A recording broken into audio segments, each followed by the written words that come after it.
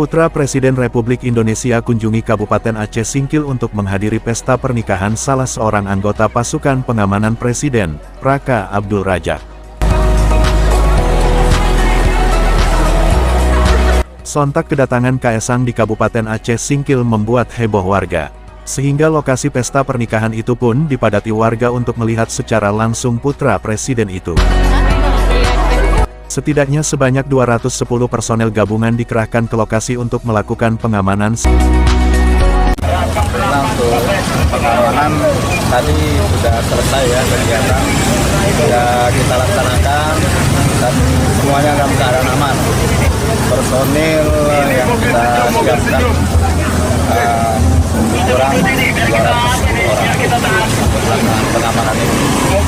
Dan alhamdulillah tadi sudah selesai dan beliau sudah kembali.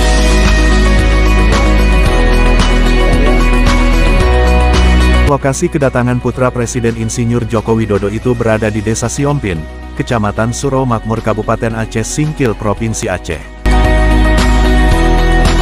Setelah menghadiri acara pesta pernikahan salah seorang anggota Pas Pampres itu, rombongan Kaesang kemudian meninggalkan lokasi acara.